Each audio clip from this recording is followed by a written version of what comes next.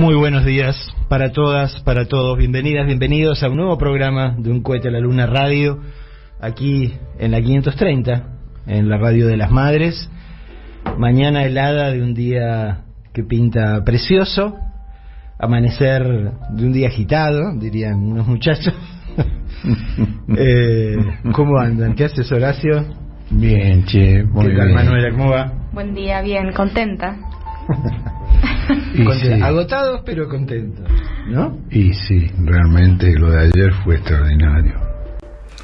Fue una jornada absolutamente extraordinaria.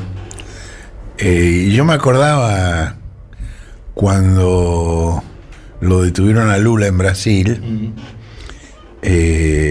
Vino una delegación de abogados, periodistas, diputados para hacer contactos en la Argentina. Y hubo una reunión a la cual yo asistí donde contaron cómo fue la detención de Lula. Y Lula estaba en el sindicato y Lula no se quería entregar, pero había poca gente alrededor. Y cuando evaluó que había poca gente, vio que no tenía otro remedio que entregarse. Y en esos días también vino a Buenos Aires Pepe Mujica, el expresidente de Uruguay. Y Pepe dijo una frase premonitoria. Dijo: si en la Argentina intentan hacer lo que hicieron en Brasil, la gente da vuelta a Buenos Aires. De las grandes conclusiones que yo saco de ayer, la primera es esa, ¿no? Digo, lo que quedó claro es que acá en la Argentina no podrían hacer con Cristina lo que hicieron con Lula. No, efectivamente. Y eso tiene que ver con muchas cosas, tiene que ver con Cristina, pero tiene que ver también con la historia, tiene que ver con el peronismo. Sí, claro. Digamos que venía en los días previos haciéndose un paralelismo con el 17 de octubre. Y bueno, ayer fue un paralelismo con Gaspar Campos y con el día del regreso de Perón, el 18 de noviembre del 72, en el Hotel Internacional de Ezeiza, cuando estaba también sitiado y no lo dejaban salir del hotel. Digamos, la historia está viva, ¿no? Digo, y pesa, y hay una filmación del Congreso después de hacer su descargo en las redes, que no le permitieron hacer en el tribunal. Cristina sale al balcón del primer piso de su despacho del Senado. Bueno, y se produce todo lo que vimos, pero hay un momento que está filmado donde Cristina le dice a la gente que está abajo, los muchachos, la marcha, dice. ¿La marcha dice? Yo pensé que decía los muchachos. No, la marcha. Lo dice varias veces y la gente empieza a cantar la marcha. Es decir, ella tiene una percepción muy... Sabe perfectamente cuál es la historia en la que está metida. Sí, lo sabe muy bien. Y es muy impresionante la forma en que todo el peronismo se encolumnó detrás de ella, ¿no? Digo, incluso gente que no la quiere nada, ¿no? Sí, digo, clarísimo. Los eviteros, por ejemplo. Bueno, los eviteros están desgarrados en una contradicción insoluble, que es el odio de la dirigencia hacia Cristina y el amor de sus bases hacia Cristina. Eso no tiene solución para ellos. No pueden hacer nada con eso. Porque la odian de una manera que a mí me consta personalmente, porque tengo pruebas directas del odio de los eviteros, de la dirigencia, ¿no? Digo, básicamente de Papá Noel y del Chino de Loma de Zamora, ¿no? Pero las bases la aman. Y entonces ellos están, y hasta ellos salieron, digamos, a defenderla, los sectores de la CGT, que tampoco la quieren nada y que temen, digamos, que ella les controle algo, también.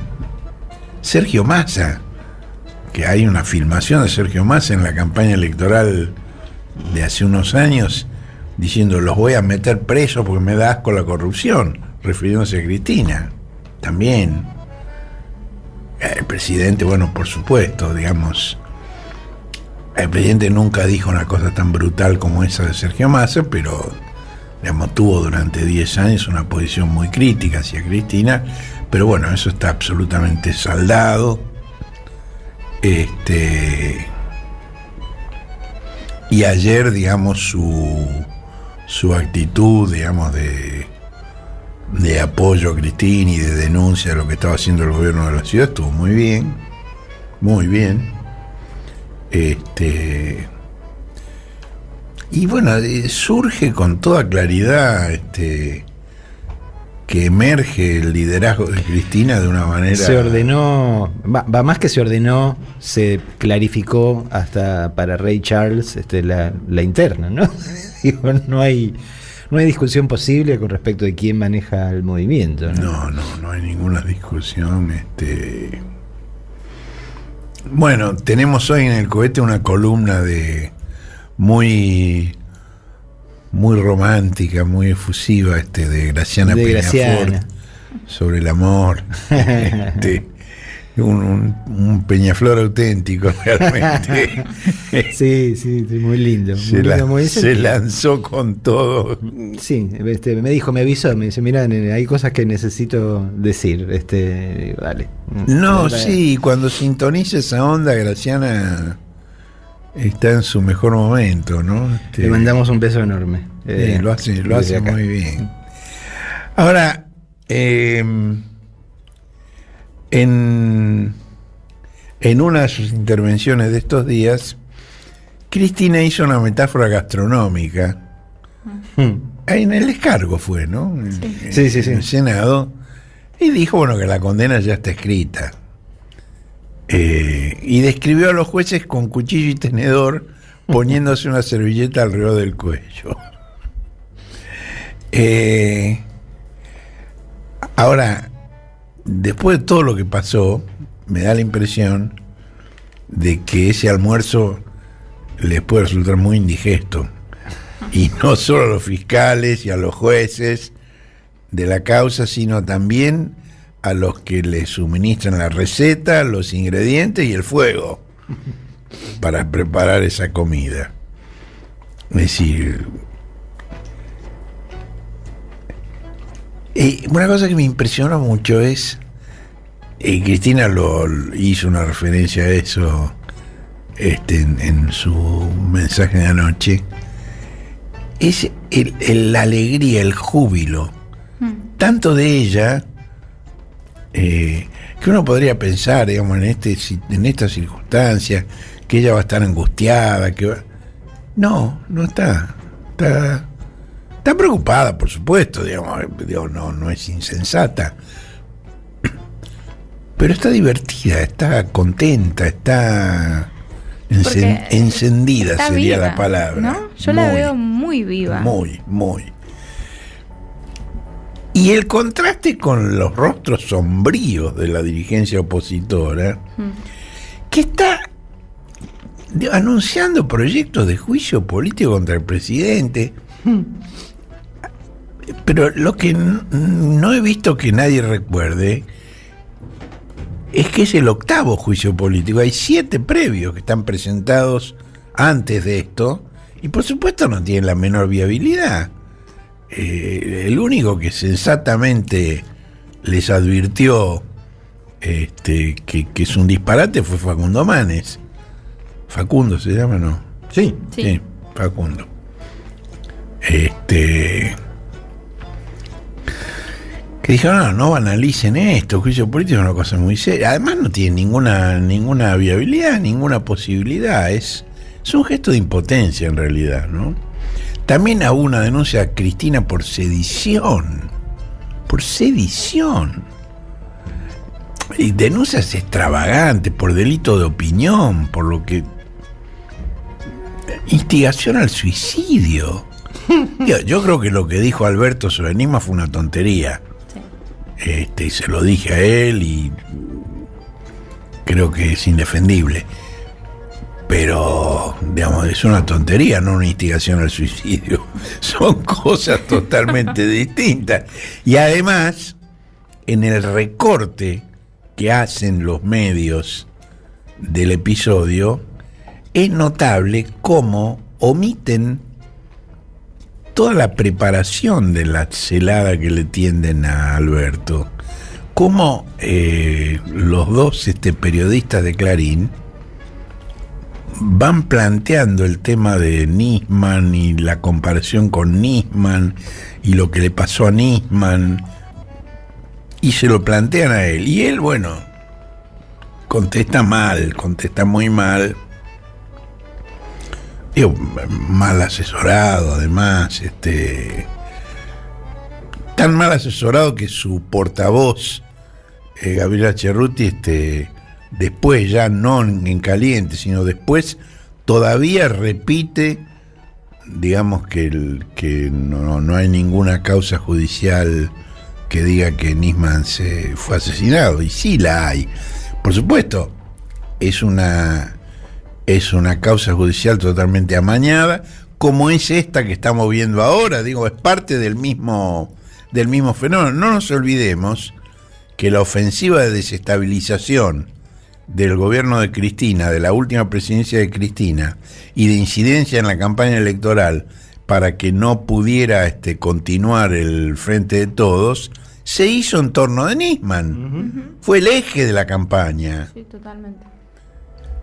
Con esa marcha de los paraguas de febrero del año 15, con esa frase tremenda de Ricardo Lorenzetti, que al abrir el año judicial del 2015 pasó un video sobre la impunidad, donde entre los casos de impunidad menciona la muerte de Nisman, en un momento en que no había absolutamente ninguna... pues después hubo ese fallo que estamos comentando, donde dijeron que era un homicidio, pero en el momento que Lorenzetti hizo el video no había nada de eso. Lorenzetti estaba dirigiendo esa operación en ese momento, aunque ahora se hace el desentendido y señala que los malos son los otros y que él es el único, neutro, ¿no? El único confiable. Sí. Confiable las pelotas. Sí, claro. Por eso Guille del otro lado del espejo pone cara de se tenía que decir y se dijo. Tienen que ver a nuestro productor, que es de lo más divertido que pasa en el cohete. Está muy bueno. Por eso fue tan ingrato, en este contexto. El lunes cierra el alegato Luciani. El martes Cristina redirige la cuestión y la pone en claro. Y después va Alberto a la tele y de repente están todos hablando de Nisman, de decir, o sea, el esfuerzo de Cristina por poner en claro, cuál era el eje de la cuestión, fue pateado involuntariamente. Es que si vos vas a sentarte a la mesa de Clarín te van a cagar. Lógico. No hay forma de que no ocurra. No hay otra forma. Todo lo que necesitan es una frase. ¿Qué es lo que obtuvieron? Y Alberto, y menos que una frase, porque además recortan. Y Alberto dice, bueno, no, pero yo dije esto y esto y esto, y sí, pero te lo taparon con lo otro, manejan ellos la difusión, no vos. Si él tiene una enorme confianza en su posibilidad de expresión, pero no entiende el dispositivo mediático, no entiende cómo funciona eso. Y en Clarín, por ejemplo, él tenía una buena relación, estoy hablando de hace 20 años, era en el momento que era jefe de gabinete de Néstor, y estaban cortejando a Néstor para conseguir que les diera lo que consiguieron después, que es manejar las telecomunicaciones. Ahora, él pensaba que esa relación privilegiada se iba a continuar. No se va a continuar, porque además, cuando él fue electo candidato por Cristina, la ilusión de Clarín, que empezaron a trabajarla con toda claridad, fue que Alberto iba a traicionar a Cristina, que Alberto iba a hacer lo que ellos querían. Y durante unos meses lo trataron bien y trabajaban a marcar la diferenciación entre Alberto y Cristina. Alberto bueno, Cristina mala, por decirlo en términos comunicacionales. Ahora, cuando se dieron cuenta que Alberto no iba a traicionar a Cristina, cuando les quedó claro que pasara lo que pasara, Alberto no iba a traicionar a Cristina, lo empezaron a tratar igual que a Cristina. Es tan claro eso, y que me impresiona que no se dé cuenta. Ahora, me hizo todo este episodio, digamos, la alegría de un lado, la indigestión del otro. La indigestión del otro, me hizo recordar una frase hermosa de Goethe, que creo que está en Las afinidades lectivas, que es una novela hermosa, Las afinidades lectivas, que dice: gris es la teoría y verde el árbol de la vida. Eso lo escribió Goethe hace 2 siglos, y Goethe no conoció a Eduardo Casal, no conoció a Mario Negri, ni conoció a Graciela Ocaña. No tuvo el gusto. Pero parecía estar pensando en ellos, ¿no?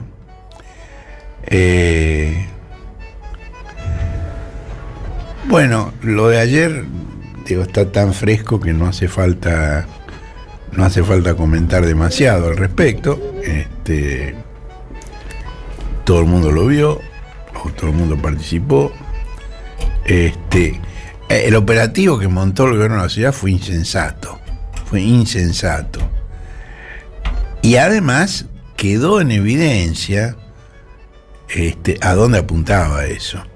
Digamos, cuando Rodríguez Larreta dice a la noche que el gobierno defiende la paz y que el kirchnerismo es violento, eso era el diseño previo. Eso es lo que ellos diseñaron. Era una provocación, querían lograr eso. Como no lo lograron, lo dicen a ver si logran instalarlo, a pesar de que no pasó. Ahora, una muy buena periodista de perfil que se llama Rosario Ayerdi, escuchó una modulación en un handy de la policía en el lugar, donde temprano por la tarde, cuando ya había llegado Larroque, claro, que fue señalaban que el Cuervo Larroque no tiene fueros. O sea que era detenible. Claro, le están señalando eso. Marcando. Y de hecho detuvieron a 3 dirigentes de la Cámpora. Matías Molle, Facu Tignanelli y el Conu Rodríguez. Exactamente, vos lo has dicho. Y después apareció un audio de la modulación de la policía de la ciudad, donde desde la central de operaciones le dicen al operativo que está en el lugar porque le avisa que llegó Axel Kicillof, el gobernador de la provincia de Buenos Aires, y la respuesta, y está grabado, dice: el gobernador es un militante más, preparen el hidrante. Es decir, otro signo más de hasta qué punto de estar roto el Estado de Derecho, ¿no? Porque la agresión, que efectivamente, digo, pues más allá de lo que dijeron, la agresión existió. Digamos, la golpiza al coche de Axel después, los golpes que recibió la gente que venía caminando afuera del coche, digo, como cuidándolo, existió. Digo, la agresión directa de la policía de Larreta a el gobernador de la provincia más grande de la Argentina. La provincia de la cual su pequeña ínsula barataria es una parte. Uh-huh. No nos olvidemos que la ciudad autónoma es una porción de la provincia de Buenos Aires, que fue cedida para ser asiento de las autoridades federales. Y ahí hay un tema que yo no le he tocado en la nota, porque ya mi nota es larguísima y no quería hacerla más larga todavía, que es el tema de la policía de la ciudad.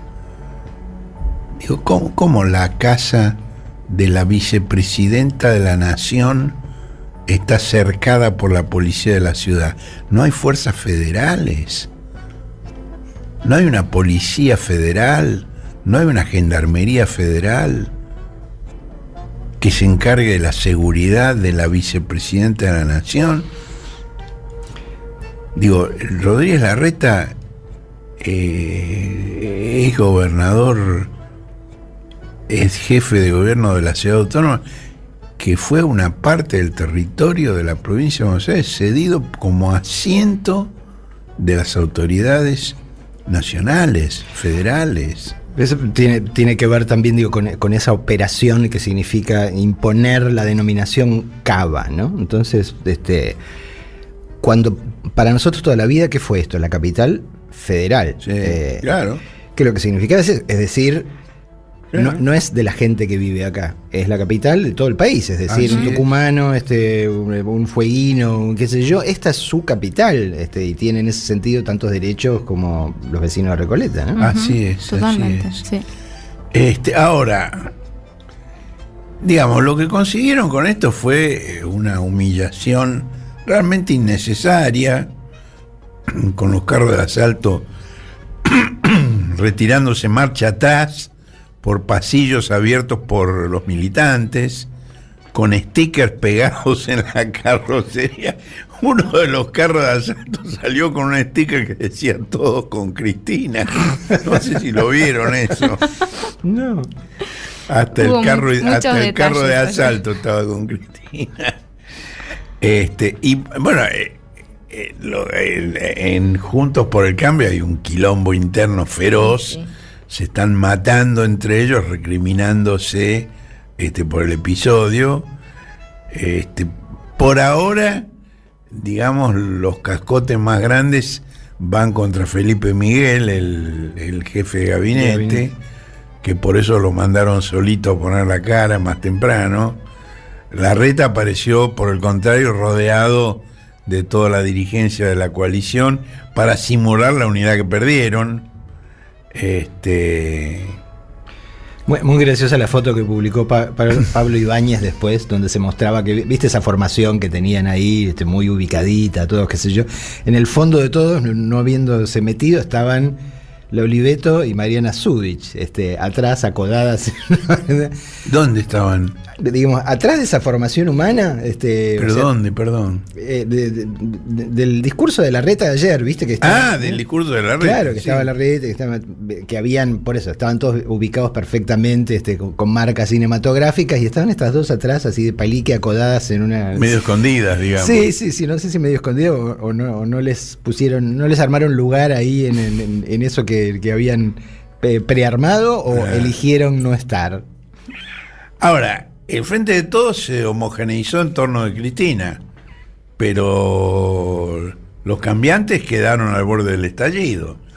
Y Larreta desgarrado entre reclamos contradictorios. Y así como los eviteros le pasa que odian a Cristina su dirigencia, pero la ama su base, Larreta tiene el reclamo de quienes le dicen que es un pelotudo por lo que hizo de ponerle esas vallas allí, y los que le dicen que es un blando porque permitió que lo desbordaran y no reprimió con más violencia. Y el problema, digamos, es que, por supuesto, la represión siempre puede prevalecer sobre una multitud, depende del grado de violencia que esté dispuesto a aplicar. Ahora, digamos, la violencia necesaria para contener una multitud como la de ayer es de un grado que políticamente ningún gobierno en la Argentina aguanta. Digamos, si Larreta hubiera hecho caso a esto que le están reclamando, mayor represión, y en este momento no sería jefe de gobierno de la ciudad de Buenos Aires. Digamos, ya hubiera renunciado, hubiera sido detenido, digo, y estaríamos velando muertos. Digo, en México lo hicieron. El famoso episodio de Tlatelolco. Claro que por supuesto que la policía puede disolver. Ahora, eso es insoluble porque pone las vallas, que es una provocación, que es un desafío, pero después no puede impedir que la multitud lo desborde. Ahora, Cristina dijo varias veces que todo esto solo lo puede desactivar un acuerdo político. Y además, Cristina, yo creo que ella sabe algo que yo sé, y es que dentro de la coalición cambiante, la única persona con la cual se podría hacer ese acuerdo político es Rodríguez Larreta. Es la única. ¿Lo de ayer no fue una suerte de preview de las elecciones de 2023? No sé. Digo, Máximo Kirchner estuvo en un congreso de delegados de la UOM de Avellaneda el viernes, y ahí contó que había visto una pintada en un puente de Avellaneda que decía: si el pueblo quiere, Cristina puede. Me pareció hermoso. También dijo otra cosa que me pareció particularmente notable. Se comprometió públicamente a no usar en contra de los dirigentes de Juntos por el Cambio ninguno de los carpetazos de Macri. Exactamente, ninguno de los carpetazos que su propio dirigente no dudaría en usar en contra de sus mandados. Y que de alguna manera los está usando una agencia virtual de noticias bonaerense caracterizada por las extorsiones, que una vez provocó una irrupción violenta de Narváez en su redacción, que tumbó de un puñetazo a su director, experto en ese tipo de cosas, ¿no?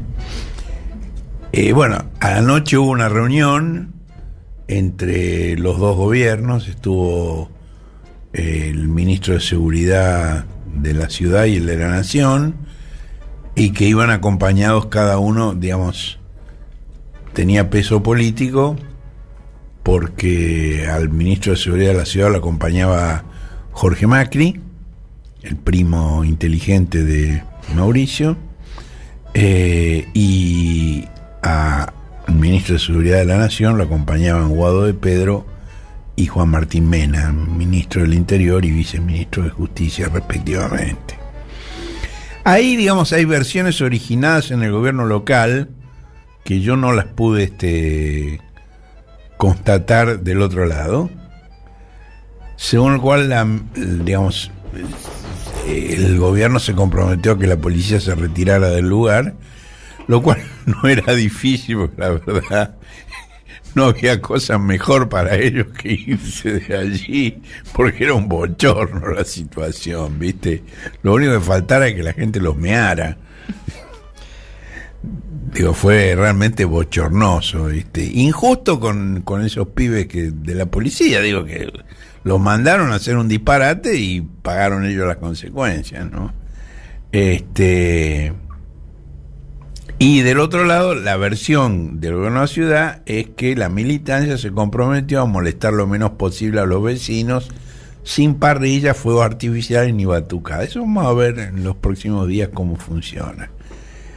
Es muy graciosa la enumeración: parrilla, fuego artificial y batucada, porque es como que necesitaran que alguien prometa que no va a existir la mitología del peronismo. Es como, ayer había, prometemos no ser felices, solo manifestarnos. Había batucada en Paraná y Talcahuano, después de que se retiró. Paraná y Talcahuano son paralelas. Pero no. Juncal y Talcahuano, perdón. Después de que se había ido Axel después de este incidente, y había una batucada maravillosa, y había en uno de los edificios que de ahí, porque ahí confluyen, qué sé yo, arriba, una ventana abierta y una chica bailando la batucada maravillosamente bien. No llegué a grabarla, mi compañera la empezó a grabar, justo ahí terminó la batucada, pero era realmente una pintura, digo, estaba disfrutando desde el, no sé, X piso. Claro, sí, hay que contrastar eso con la foto de Graciela Ocaña. Exacto. Y entendés todo.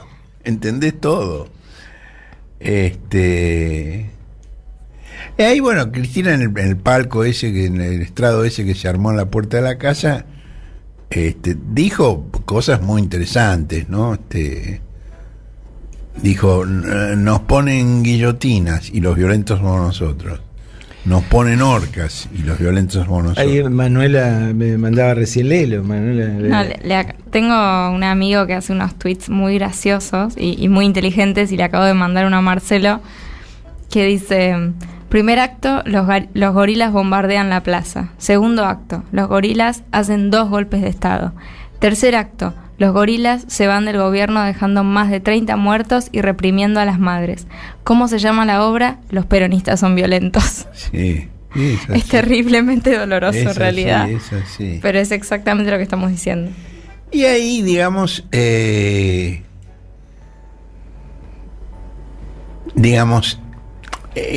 su mensaje ante los delegados de la UOM de Avellaneda, Máximo había instado a Rodríguez Larreta a sacarse encima la pata de Macri y a no dejarse extorsionar por Macri. Cristina, a la noche, dijo que la oposición debería cesar la competencia por ver quién es más duro con el peronismo, porque eso termina mal.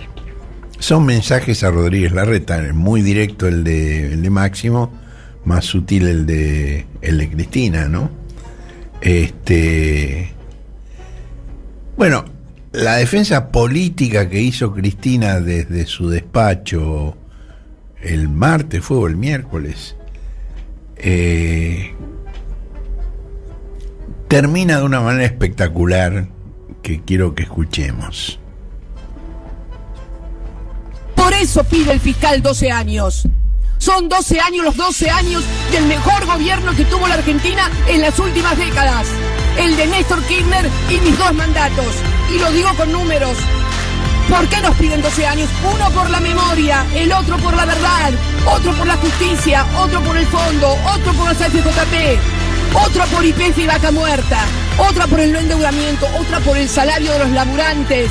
Cuando me fui, los laburantes se llevaban el 51,8% del PBI y el resto era para los empresarios. Ahora ni hablar de cómo estamos.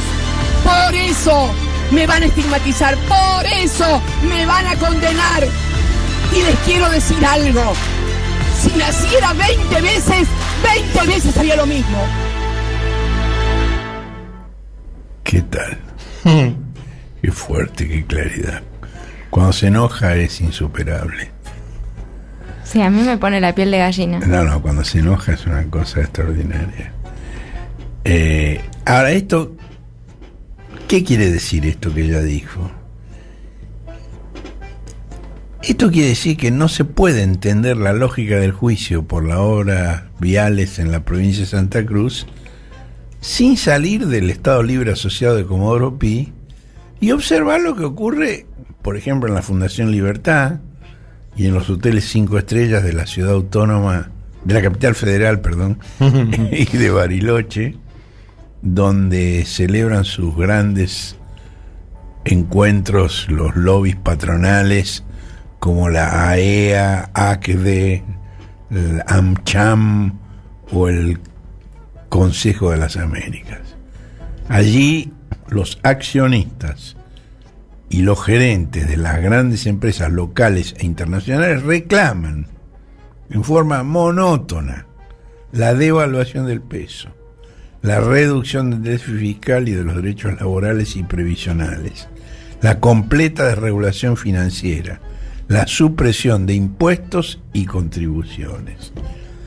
Y Macri traduce al idioma del marketing político con sus críticas al populismo de Perón y Evita, que dice que luego se exportó al mundo, pero agrega también Irigoyen, que fue el precursor, y por supuesto de Cristina, que lo encarna hoy mejor que nadie. Y la presidencia de Irigoyen empezó hace más de un siglo, empezó en 1916. Y hasta ahí es el retroceso que plantea el neoliberalismo. Y hay proyectos presentados por Rodríguez Larreta y por Carolina Lozada, que probablemente sea integrante de la fórmula presidencial del año que viene. que avanzan en la supresión de derechos laborales. O sea que están tratando de borrar 100 años de historia, básicamente, de un plumazo. Esa es la ambición. Y sí, digamos, se babean pensando en el centenario de la Revolución de Mayo, con la infanta española, las galeras, las calesas. Ahora, esas reivindicaciones patronales, digo, el tema es más complejo de lo que parece. Están contenidas en el plan confidencial de estabilización que Gabriel Rubinstein elaboró en julio, y que ese plan de estabilización con las ideas de Rubinstein explica mucho mejor que sus insultos pueriles en las redes antisociales el malestar que crea su designación como economista jefe en el equipo del ministro Massa. Ahora, hay cosas que no se conocen mucho, pero hace 2 décadas Rubinstein ya había hecho un pedido de disculpas a quien ocupaba el Poder Ejecutivo en ese momento de forma transitoria, que era el senador Duhalde, a quien había agraviado, como ahora últimamente agravió a Cristina, ¿no? Porque bueno, Labaña lo quería designar en su equipo y para eso tenía que disculparse con Duhalde, así como ahora se disculpó con Cristina. Un hombre que realmente no valora mucho su palabra, evidentemente, ¿no? Ahora, hay un tema que tiene que ver con las relaciones de fuerza, digamos, porque Cristina hace ese discurso extraordinario, dice eso que acabamos de escuchar, y después consiente la designación de Rubinstein como viceministro de Sergio, ¿no? Y a mí me hizo recordar cuando Néstor Kirchner consintió que el hombre de Techín continuara como ministro de Economía. E incluso fue un argumento electoral. Él dijo que Labaña iba a seguir como ministro de Economía, y ese fue un argumento electoral, porque bueno, después del desbarajuste, digamos, de la salida tumultuosa de la convertibilidad, y del trabajo sucio que hizo Remelnikov, Labaña logró de alguna manera la estabilidad justamente, y la idea de la confirmación del hombre de Techín como ministro de Economía sirvió como argumento electoral. Y también poco después nombró como presidente del Banco Central a Martín Pérez Redrado. Hay un diálogo famoso con un grupo de Carta Abierta que le pregunta a Kirchner por qué Redrado, dice, ¿quién querían que ponga? Kunkel en el Banco Central, en un momento de extrema debilidad de su gobierno. Bueno, Kirchner era consciente de esa relación de fuerza desfavorable, pero se proponía cambiarla. Y me parece que hay un paralelo con lo que Cristina está haciendo ahora, que admite que en esta etapa la política económica sea orientada por Massa y por sus amigos de Massa que simulan representar la mítica burguesía nacional del primer peronismo, que no existe más. Sí, porque hoy manejan empresas transnacionalizadas con sede en las guaridas fiscales. A ver qué gesto hace Guille. Burguesía nacional, las pelotas.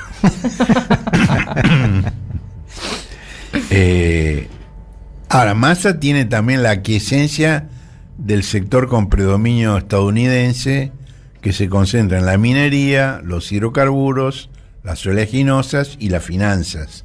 Ahora, Cristina mostró esta semana cómo hasta de la fuerza de sus enemigos se puede servir para acumular poder, con la esperanza de torcer ese rumbo en algún momento futuro. En algún momento futuro. Digamos, Kirchner en aquel momento era presidente, Cristina no es presidenta. Cristina es vicepresidenta, tiene un enorme liderazgo político, una capacidad de movilización que quedó demostrada en forma impresionante en estos días, pero como ella misma se ha encargado de recordar una y otra vez, la lapicera no la tiene ella. Ahora, la posibilidad de éxito de Cristina, digamos, de acumular poder, de modificar este curso digamos, de la economía al cual en este momento tiene que resignarse, va a depender, a mi juicio, de la masividad y la energía de la movilización popular y también de la calidad que tenga. Digo, porque no es lo mismo carta abierta que la Unión Obrera Metalúrgica. Por decirlo. No, clarísimamente. Por decirlo, sin menospreciar a nadie, ¿no? Tengo mucho respeto por carta abierta. Ahora, el viernes, Máximo estuvo en el plenario de delegados de la Unión Metalúrgica de Avellaneda. Ahí, bueno, el secretario general de los metalúrgicos de Avellaneda, Daniel Daporta, vaticinó que Cristina va a ser la próxima presidenta, que es lo mismo que cantó la gente anoche. Cristina presidenta. Y ahí es donde Máximo contó de la pintada que vio en el puente, si el pueblo quiere, Cristina puede. Y estaba sentado al lado de Abel Furlan, que es el secretario general de la UOM, que fue diputado nacional y compartió la bancada con Máximo, y Máximo ahí contó cómo Furlan fue uno de los que no arrugaron, y uno de los que, digamos, cuando venían las reformas de Macri, se plantó junto con él y dijo que no, y no votó eso.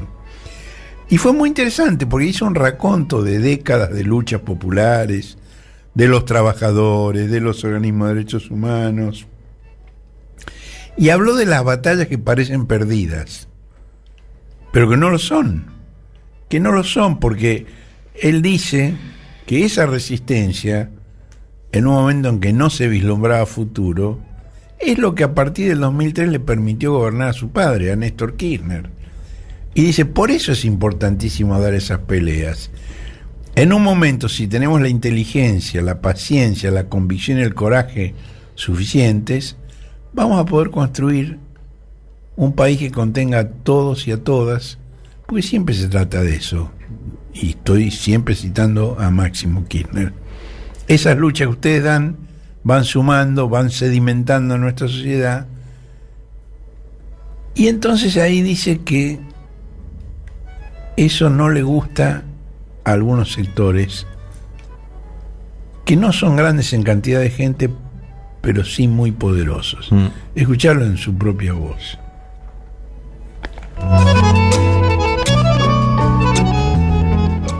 Las derechas que ejercen la violencia permanentemente se asustan cuando el pueblo reacciona. Y vaya si se asustan. Y entonces él dice que más allá del coraje y la valentía de un presidente o una presidenta, lo que se hizo en los 12 años de gobierno tiene que ver con un pueblo que nunca se rindió, al que le quisieron quebrar la autoestima y la recuperó, y eso es lo que no hay que perder. Ahora, cuando él habló de los poderosos, yo creo que tenía en mente la sesión en Buenos Aires del Consejo de las Américas. Es un grupo de presión de las empresas de Estados Unidos en la región que tiene 2 presidentes eméritos, de los cuales no se ha hablado en estos días en Buenos Aires. Se ha hablado de Susan Segal, que es el rostro humano, también es directiva de empresas, de bancos, pero es el rostro humano del Consejo de las Américas. Pero los presidentes eméritos son William Rhodes, que es el Citibanker que hace 3 décadas encabezó el comité de acreedores que condujo el proceso de desguace de las empresas públicas para pagar el capital de la deuda externa. Hasta ese momento se pagaban los intereses y se renegociaba el capital. Ahí hubo un plan de Henry Kissinger que era, no cobremos los intereses, cobremos el capital. ¿Y con qué lo cobramos? Con las empresas públicas. Ahí viene el proceso de privatizaciones. William Rhodes, presidente emérito del Council of America, fue el operador de Kissinger en todo ese plan. Y el otro es John Dimitri Negroponte, que condujo en Vietnam el plan Phoenix de la CIA. Phoenix quiere decir Fénix. De exterminio de 30.000 opositores, inspirado por los mismos asesores franceses que instruyeron a los militares argentinos. Después de eso, organizó la contra en Nicaragua, con participación de militares argentinos, Y después de eso fue embajador en Irak, luego de la invasión que acabó con Saddam Hussein. Ahora, el interés de Estados Unidos por la Argentina es multidimensional. En el año 19, el Comando Sur, que entonces estaba a cargo del almirante Craig Fowler, definió la corrupción como una preocupación de seguridad nacional. Y en 2020, el almirante Fowler decidió incrementar la cooperación con los aliados, es decir, los países, nuestro país, los países de la región, para enfrentar amenazas que él definió como transfronterizas y las enumeró. Las amenazas que hay que enfrentar son la República Popular China, Rusia, las organizaciones delictivas transnacionales, la corrupción, el cambio climático y el COVID. Bueno, Fowler lo dijo en el 19 y en el 20. En el 21, el propio presidente Biden firmó un memorándum que caracteriza la lucha contra la corrupción como un interés central de seguridad de Estados Unidos. Bueno, los tópicos cambian, pero la práctica queda. Estados Unidos necesita pretextos para la intervención y el control de otros países cuando sus políticas no los satisfacen. Por eso, cuando la vicepresidenta afirma que no la juzgan a ella sino al peronismo y a los gobiernos nacionales populares, concita las adhesiones menos pensadas. Ya mencionamos varias, pero podemos mencionar también a Miriam Bregman e incluso a Miguel Pichetto. No es que la adhiere a Cristina, pero digamos, les pincha el globo de la asociación ilícita. Dice, eso va a ser difícil probarlo, es mucho. La idea de que un gobierno se constituye como una asociación ilícita para afanar, es muy difícil probar una cosa así, no se les va la mano, dice Pichetto.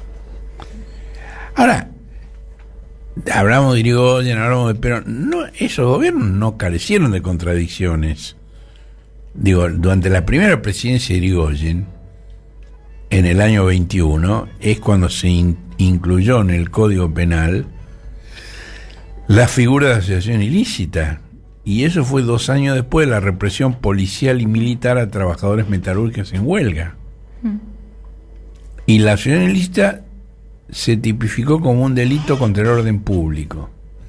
Y ahí, bueno, yo, digamos, en mis investigaciones sobre el rol de la Iglesia Católica en la vida política argentina, encontré como el asesor de los círculos de obreros católicos, Monseñor Miguel de Andrea, en ese momento predicaba contra la bandera roja de la impiedad y la revolución social.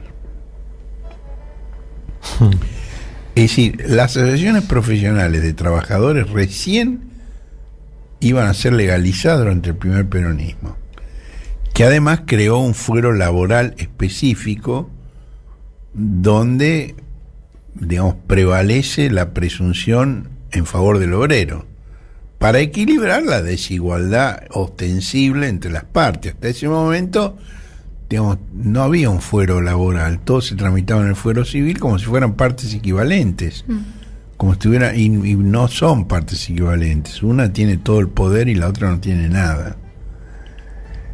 Bueno, la última dictadura en el año 76 incrementó en forma sustancial las penas para quienes se integraran en una asociación ilícita, que en el 76 ya no se trataba de anarquistas y sindicalistas, sino de las organizaciones definidas como subversivas o terroristas.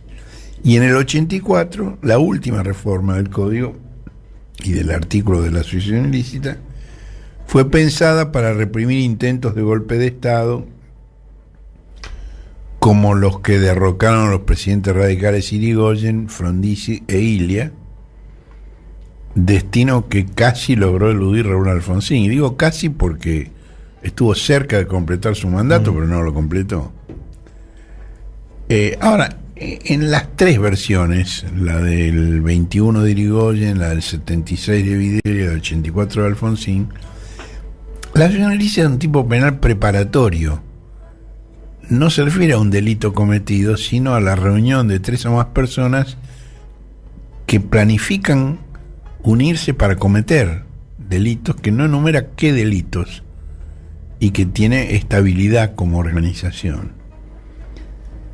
Aunque después no los cometieran los delitos. Eso hay muchos ejemplos en ese sentido.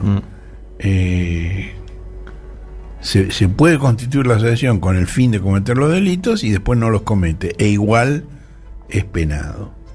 Bueno, en el caso de Vialidad, ese fue el atajo para llegar a Cristina, sin necesidad de probar que fuera autora de alguno de los delitos contra la administración pública. Y esto yo creo que lo conté en alguna intervención anterior. El propio fiscal Luciani, en el año 19, cuando comienza el juicio, cuando hace la presentación de los cargos en la audiencia pública, Luciani le mandó un mensaje a Cristina y disculpándose, diciendo bueno, que no le quedaba más remedio que acusar porque su función, pero que no tenía ninguna prueba contra ella y que por eso se iba a limitar a usar en la figura de la asociación ilícita. Ahora, en aquel momento Cristina era la candidata favorita para la elección presidencial de ese año. Y en cambio hoy el gobierno que ella integra no pasa por su mejor momento. Y esto tiene que ver con el cambio de actitud del fiscal Luciani. Bueno, el fiscal Luciani apela al sentido común. El sentido común indica que la presidenta no podía ignorar los delitos que se cometían. Es insostenible para un tipo penal que requiere que el autor conozca que integra una organización delictiva estable. No hay asociación ilícita sin saberlo. No existe eso. Ahora, además, hace 2 décadas, hay un fallo de la Corte Suprema, se llama Stancanelli, que lo redactó un juez radical del UCRismo, Augusto César Belullo, donde la Corte insta a jueces y fiscales a reflexionar para que extremen la atención en el encuadramiento de los hechos reales o supuestos de corrupción imputados a funcionarios o exfuncionarios, dice la Corte, frente a una opinión pública, sea formada espontáneamente u orientada por los medios masivos de comunicación, una opinión pública particularmente sensible. Y la Corte alerta contra la creación de delitos de la nada y la búsqueda del tipo penal que permita el procesamiento con efectiva privación de la libertad para luego acomodar los hechos a la figura, invirtiendo así el orden lógico del razonamiento. Estos caminos son ilegales, dice la Corte. No es cuestión de satisfacer a la opinión pública presentándose como adalides de la lucha contra la corrupción. Esto lo dijo la Corte Suprema. Y esto, bueno, sigue siendo así.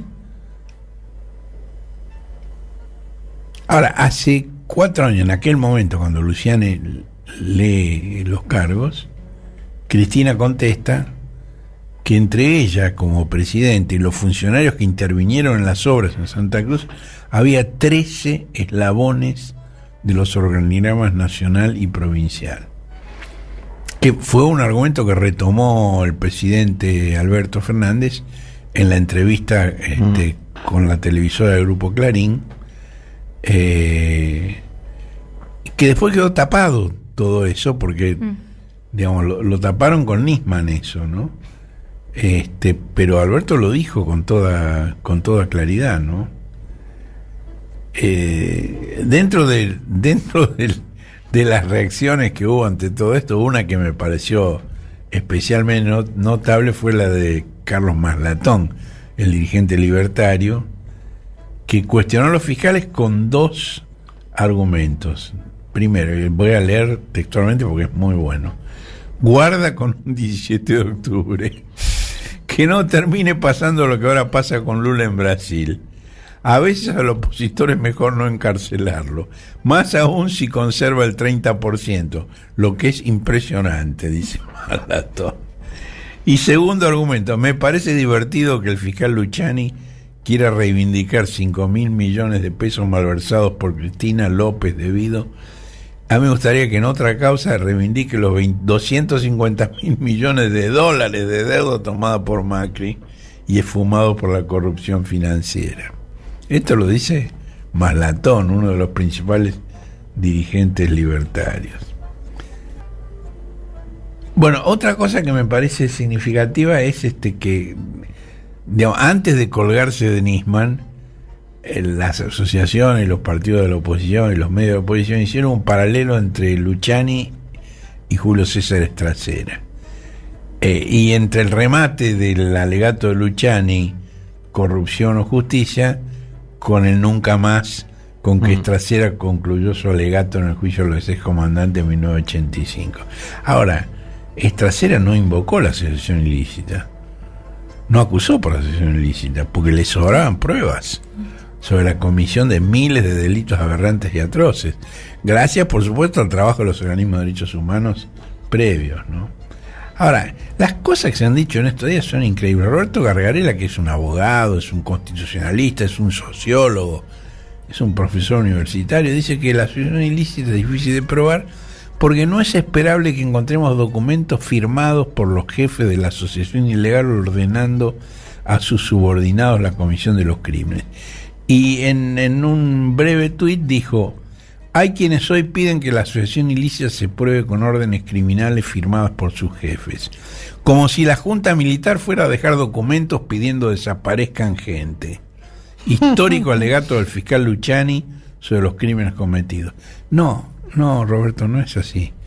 Sobran los documentos de las tres Fuerzas Armadas impartiendo las órdenes de desaparecer gente. Están en la causa. Exacto, sí. Están en la... Beraldi lo sabe muy bien porque fue uno de los secretarios del tribunal en ese momento. De modo que no es así, no funciona así. Bueno, después otro tema que me llamó la atención fue la columna de Clarín de Eduardo van der Kooi, que cuestionó a Cristina por declararse espantada del tribunal que debe juzgarla. Cito textualmente: Cristina aludió a supuestos vínculos con la pasada dictadura. Se trata de una información que el periodista Horacio Berbigi publicó en su web El cohete a la luna. Héctor Jiménez Uriburu, padre del magistrado, fue un marino que se retiró en 1992. En su trayectoria ocupó cargos cercanos a Leopoldo Galtieri y Reinaldo Vignone. ¿Qué tendría que ver su hijo, el juez, con todo eso? Portación de apellido, tal vez. Termina la cita de van der Kooi.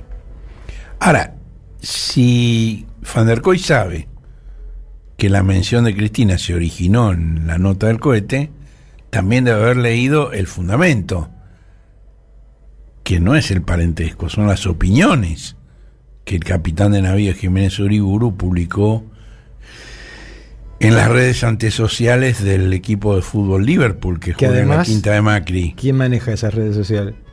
El juez Jiménez Uriburu. Bueno, en esa red, en el Facebook de la Liverpool que maneja el juez, el padre del juez posteó una diatriba sobre las mismas cuestiones que su hijo tiene ahora en consideración y sobre Cristina. Recuerdo, Cristina Fernández de Kirchner malversó, robó y estafó. Existe una tonelada de pruebas. La quiero ver sentada frente a los jueces que le interrogan. ¿Dónde está la plata? ¿Qué posibilidad de que los corruptos vayan presos y revuelvan lo robado? Esto puso el padre del juez en el sitio que administra el juez. Esto, Eduardo van der Kooi, ¿vos realmente creés que esto es portación de apellido? Esto es prejuzgamiento del padre del juez en el sitio administrado sobre el juez, sobre los hechos y las personas que juzga el juez. Ahora, una cosa que yo no sabía y que me enteré leyendo otros medios, publicaciones de La Nación, de Tribuna de Periodistas, de Enorsay y de Página 12, es que el abuelo materno del juez, Emilio Lamón, también fue oficial de la Marina, de la que se retiró como capitán de fragata. Por supuesto, ser oficial de la Marina no tiene nada de malo. Ahora, el capitán Emilio Lamón tuvo una hija que es María del Luján Lamón, que se casó con el capitán Jiménez Uriburu y es la madre del juez. Bueno, ella escribe que ser peronista es ser delincuente. No podés ser peronista y buena persona.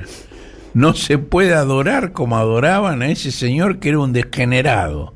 Nunca tuvo una familia normal, una esposa normal. Bueno, esta es la opinión de la mamá del juez. Esta opinión de la mamá del juez coincide con la de los delegados de Aramburu y Rojas, los dictadores del 55, los delegados que designaron ellos para reemplazar a los jueces de la Corte Suprema de Justicia. El 9 de diciembre del 55, es decir, en cuanto Aramburu derrocó a Lonardi y asumió la presidencia, firmó el decreto 5148, que dispuso la inversión de la carga de la prueba y la exclusión de pruebas testimoniales en la causa contra Perón. Bueno, esto llega a la Corte Suprema de Justicia, integrada por delegados de la dictadura, por cierto, que dice la Corte Suprema de Justicia, cita textual: entra esto en el ámbito de los poderes normales del legislador y no es inconstitucional. Y a Perón entonces y a Cristina ahora se le exige, primero, que demuestre su inocencia y segundo, que se calle. Es muy impresionante. Ahora, yo en el año 98 estuve en una audiencia del juicio de extradición de Pinochet en Londres. Asistí a esa audiencia, lo he contado en otro programa, es una experiencia inolvidable. Bueno, la Corte de Justicia de Gran Bretaña decidió por mayoría que Pinochet no gozaba de inmunidad como ex jefe de gobierno por los crímenes cometidos durante su presidencia y que podía ser extraditado. Ahora, el juicio ese fue anulado porque la defensa de Pinochet planteó que la esposa de uno de los jueces, de Lord Leonard Hoffman, era colaboradora de Amnesty International. El juez fue reemplazado y se celebró un segundo juicio. Esos son los modelos, digamos, de institucionalidad que el gorilaje local admira, pero no copia. Admira cuando ocurre afuera, pero aquí no. Después, bueno, la Liverpool fue inscripta en la Inspección de Justicia bonaerense en 2011, con el juez como secretario y el camarista Mariano Lloren como vocal. Es decir, que no solo jugaban al fútbol en la quinta de Macri, también compartían cargos en una asociación civil, cosa que ocultaron a quienes enjuiciaban. Esto yo creo que es también un motivo de recusación muy claro, ¿no? Ahora, fue registrada en el año 11. Desde entonces nunca presentó un balance, nunca realizó una asamblea, nunca eligió nuevas autoridades. Si alguien lo pide, va directo a la intervención, la Liverpool. Llorens ya tiene un pedido de juicio político en el Consejo de la Magistratura por haber sobreseído a Macri en la causa por espionaje a los tripulantes de la familia, a los familiares de los tripulantes del submarino. Y para terminar, la rama y el árbol de Luciani. El fiscal sostuvo que Lázaro Báez pudo ganar tantas licitaciones porque la legislatura de Santa Cruz modificó 2 veces la ley de obras públicas, en 2004 y en 2017, con el voto tanto de oficialistas como de opositores. Si este es el argumento, si las licitaciones Báez las ganó porque la legislatura modificó las leyes, el juicio es nulo. Porque el artículo 117 de la Constitución dice que en los asuntos en que alguna provincia es parte, la Corte Suprema ejercerá su jurisdicción originaria y exclusivamente. Es decir, el tribunal que puede juzgar esto es la Corte Suprema, no el Tribunal Oral Federal número 2. A mí me parece que de esta manera Luciani serruchó la rama sobre la que está sentado. Y tal vez pronto haya que discutir la recusación a Horacio Rosati, Carlos Rosenkrantz y Ricardo Lorenzetti. a la Luna Radio. Un desplazamiento estelar con Horacio Berbitsky, Manuela Iriani y Marcelo Figueras.